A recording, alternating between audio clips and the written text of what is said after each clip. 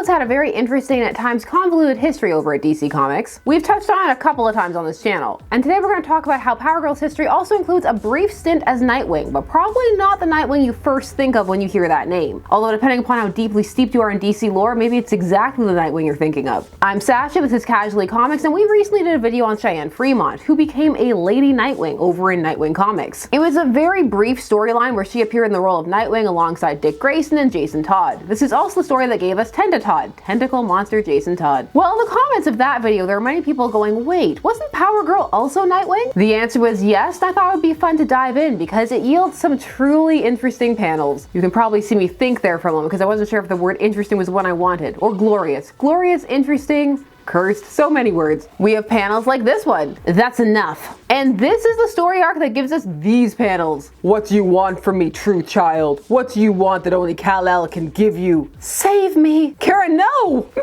I'm never sure what inflection to give that. Kara, no. I posted these panels and people kept replying with Kara, yes. Now those panels have circled around my channel for years in various videos, but today we get full context because it's always been danced around. It's never been the focus, but this is the most in focus it's ever been. Now to explain how Power Girl became Nightwing, we first have to establish who Nightwing is and which Nightwing we're talking about, because we're not talking about Dick Grayson. Power Girl in the story we're about to examine is taking on the role of the Kandorian Nightwing, for there was a Nightwing in the bottle city of Kandor in the pre-Crisis canon. Pre-Crisis and Infinite Earths in 1985. Why did I say Earths like that? Earths. The first version of the Nightwing character was created by Edmund Hamilton and Kurt Swan, and debuted in 1963 in Superman 158. And this superhero was Kal-El, Clark Kent, Superman. He took on this mantle in the bottle city of Kandor, and the story was fittingly called Superman in Kandor. And he takes on that persona in part 2, the dynamic duo of Kandor. The basic premise of this story is that a scientist, Than, convinces the citizens of the bottle city that Superman could enlarge them at any point, and just doesn't. After all the Silver Age Superman adventures I've read, I can totally see why the people of Kandor would just believe this. They wouldn't even need that much of a push. Superman ends up on the run in the bottle city with Jimmy, and to prove their innocence and see just what is going on, they take on Batman-esque, according to Superman, superhero identities. My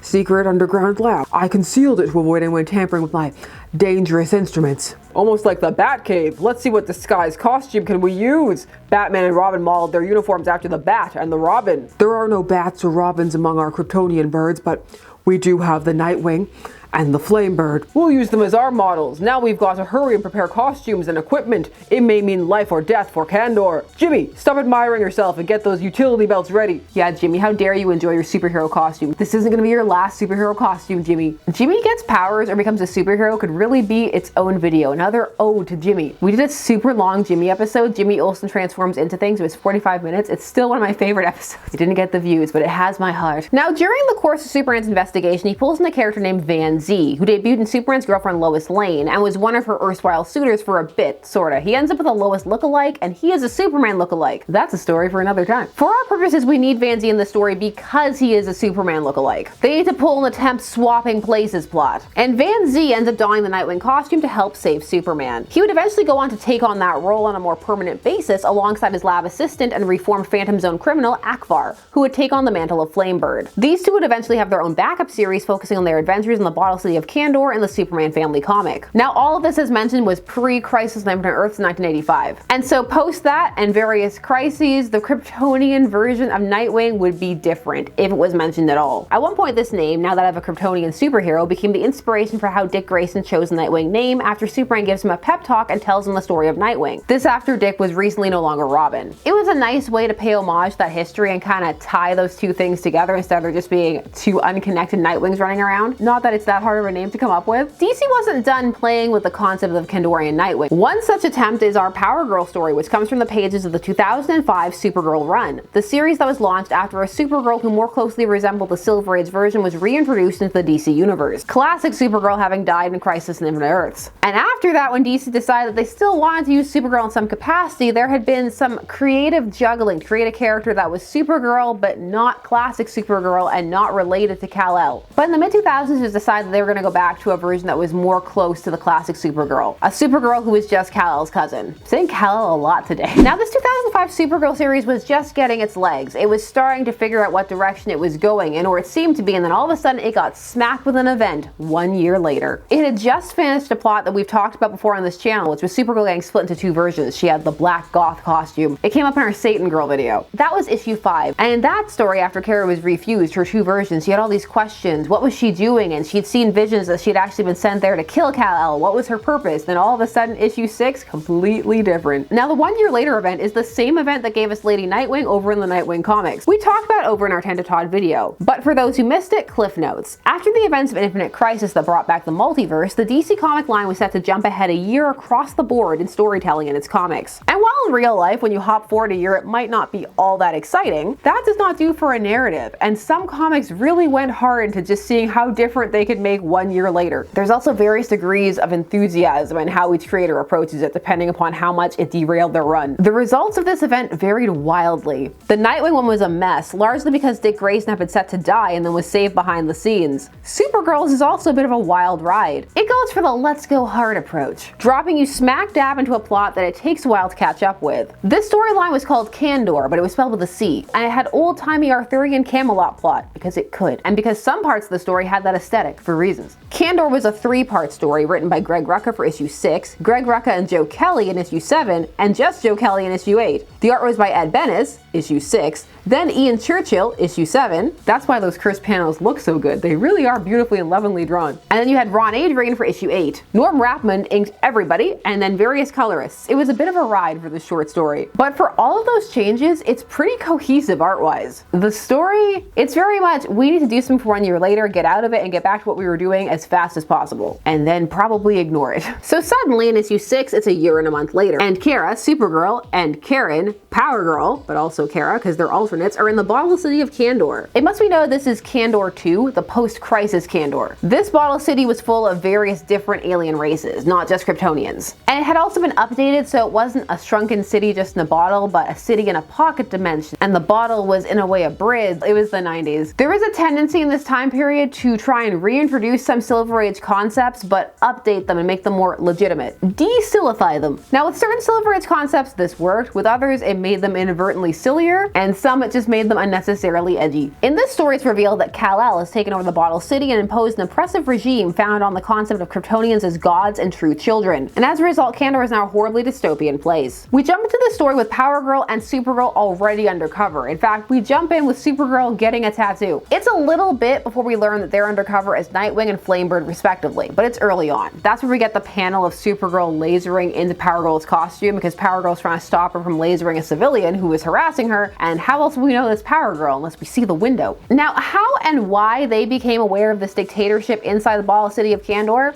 Well, that happened in the gap year, and what happens in the gap year stays in the gap year unless we need to reference it or the writer actually cares about it. In this case, it's deemed more of an unnecessary detail. They're just there, and there are oppressive forces for them to combat, so they're gonna do that. Although that's not entirely why Supergirl is there. Power Girl and Supergirl are clashing because Kara is angry. She's lashing out, losing focus, getting back tattoos. She's not just there to help the people of Kandor, she's looking for Argo City. I just lost it for a bit. I'm okay now. I don't think you are. I think you've been in here for too long, Kara.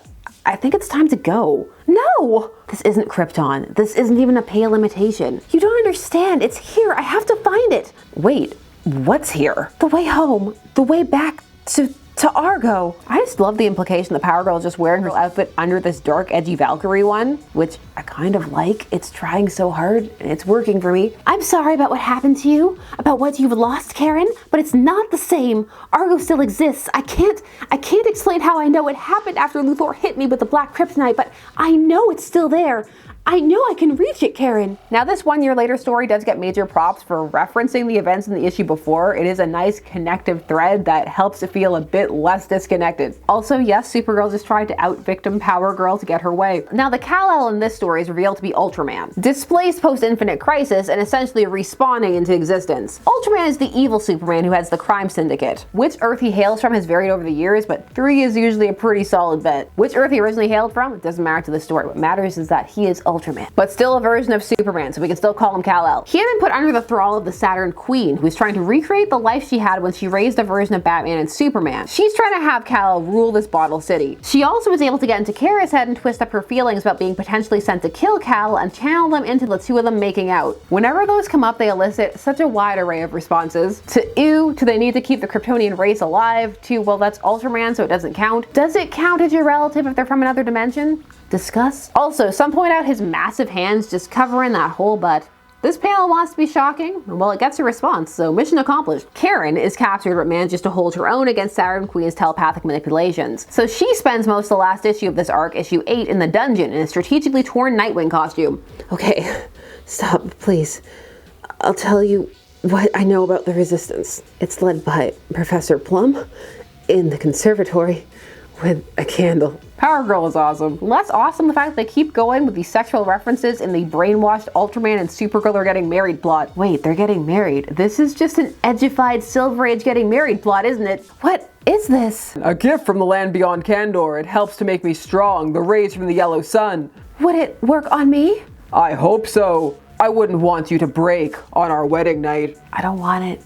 Take it back to the kitchen. It's not done yet. Now Kara eventually remembers and is able to break free of her mind control in time to save Power Girl from getting beheaded. They take on Ultraman and then abruptly Saturn Queen apparently offers Kara some information telepathically. And then she flies off. Power Girl is chasing her down. The next issue, they're out of the bottle city. And it's over. Now there is some personal fallout between Power Girl and Supergirl because of this incident, but for the most part they get away from that Kandor with a C plot as fast as possible. When we come back to Kandor later, we're gonna do something different with that. And that was the time that Power Girl was Nightwing. Very brief, a couple of issues. A better showing as a Nightwing than our Lady Nightwing from the Nightwing arc though. That was so many Nightwings in a sentence, too many. Now Power Girl is not the focus of this story, and the story uses Nightwing and Flamebird more as a reference than anything else. It's a nice kind of Easter egg cameo of the concept because they don't stay in that plot for too long. The story's moving along at a very fast pace, and the whole resistance element really isn't delved into too much, and it very quickly pivots to the whole, oh, they're brainwashed and now they're getting married and now it's over. The thing is, there is actually a cool story buried in here. It just gets lost in the mad dash to get out of the 1 year later event and the unnecessary shock factor moments. One wonders if it had been a more organic plot, if it would have been given a bit more love and care and played out a bit better. The dynamic between Supergirl and Power Girl was interesting, as it really made them feel like distinct characters with different traumas and relationships to Krypton, and their conflict felt natural. And it really hammered home the idea that Power Girl is the more mature and established hero, and that Kara still has a lot to learn. The idea of strife in Kandor was also an interesting one, and Supergirl and Power Girl going in to intervene was a nice throwback that matched up with the use of the Nightwing and Flamebird monikers. The whole Ultraman plot could have been tied in much better to Kara's concerns about being sent to kill Kal, by having her actually bear witness to an evil Kal-El, and then we have to wrestle with the idea of, well, what if that did happen to her in-universe cousin? Instead, they went where they went with it. It's a cheesecakey tale, but to the point at times where it goes into amusing territory. Although, of course, miles may vary. Some never find appropriate and amusing, some don't mind. It depends. All in all, this is a blip of a story, and a brief moment that had potential to be a cooler story than it was. I kind of like their metaled up costume designs, and just the aesthetic that the story has. So that was the story of Power Girl's stint as Nightwing. She took on the mantle to try to be an inspiration for an oppressed people and help with the resistance. The mask is on so they don't see that she's Kryptonian and fear her because of, well, Kal-El. She's very noble and cool and sassy in this arc, but it just ends very abruptly for her. What do you think about Power Girl as Nightwing? What do you think of this arc? Are you just happy to know the origin of these cursed panels? Do you not think they're cursed at all? What Nightwing should we talk about next? Share your thoughts down below. While you're down there, please do all the YouTube things. Like, share, comment, subscribe, and hit the bell notification so that you never miss a vid.